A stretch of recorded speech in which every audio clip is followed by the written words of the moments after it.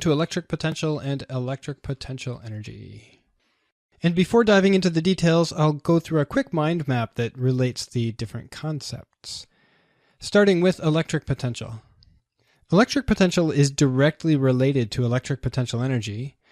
You might remember that energy was a scalar quantity, and one of the nice things about electric potential and electric potential energy is that it is also scalar, so there are no vector components and the math is easier.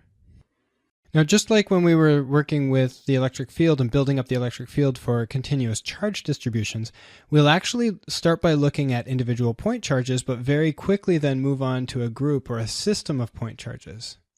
And if you have a system of point charges, you can actually find the potential, electric potential, at different points near that system, and you can find the electric potential energy of charges at those points, and also of the system itself, and I'll look at both of those in much more detail. The next thing is to talk about equipotential curves. And an equipotential curve, it's similar to the idea of field lines for an electric field, but field lines actually showed the direction of the field, and electric potential doesn't have a direction. It turns out then that the equipotential curves are perpendicular to the field lines.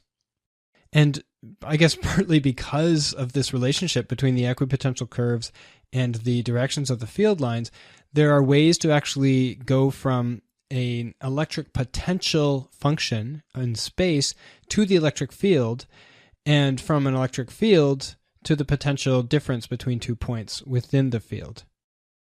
And all of this, of course, I should have mentioned this a bit earlier, but it's based on the idea of working with a point charge.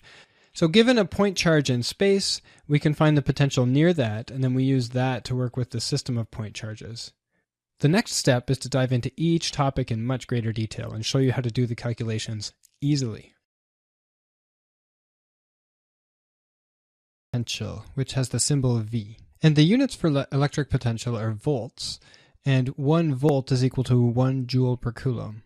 For whatever reason, we abbreviate volts with a capital V, which is the same symbol that we use to represent electric potential. So I can see that being kind of confusing, but you'll get used to that. And the importance of it being 1 joule per coulomb is something that we'll take advantage of and see more in the lecture right after this when we talk about electric potential energy. So I'll start with how it's similar to the electric field in that electric potential has a unique value at every point in space. Unlike the electric field, potential is not a vector, and that means that calculating the potential is usually easier than calculating the electric field. For a single point charge, Q, the electric potential at a certain point is equal to K times Q divided by R, where V is the electric potential at a point, say P, caused by Q. K is the constant, 9 times 10 to the 9. Q is the charge on Q in coulombs, and R is the distance, the straight line distance, from Q to P, and that would be measured in meters.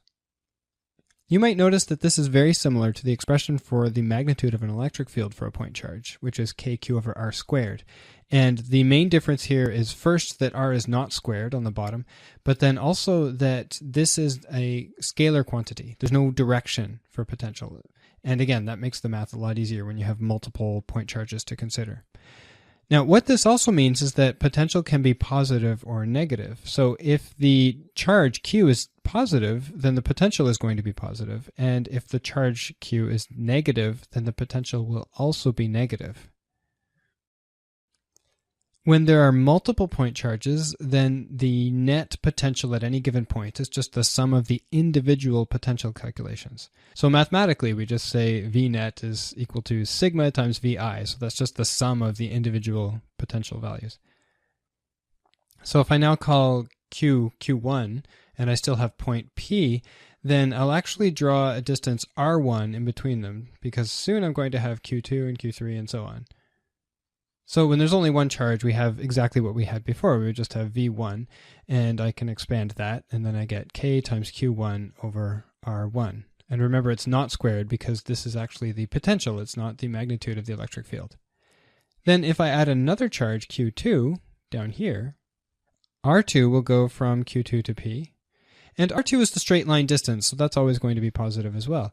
Then when I find Vp, I can just add V1 plus V2 to get the net potential at P. And so then when I expand V2, I have K times Q2 divided by R2.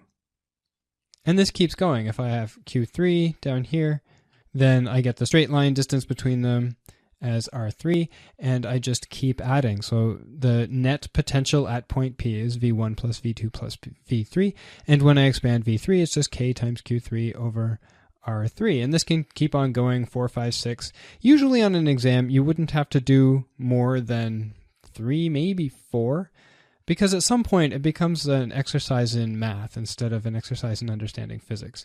So usually on a test or exam, you wouldn't have more than 3, maybe 4. For homework problems, though, of course, when you have all the time in the world, right, then that's when they tend to ask questions with a lot more things like this. But you can see that the math is pretty easy for this. We just add them up. And there are no vector components to consider. Yay. It's not necessarily that vectors are difficult, although they are before you understand them. Once you understand them well, then they're not difficult anymore. But using vectors, especially in 3D, gets really tedious when you have a whole bunch of different components to consider.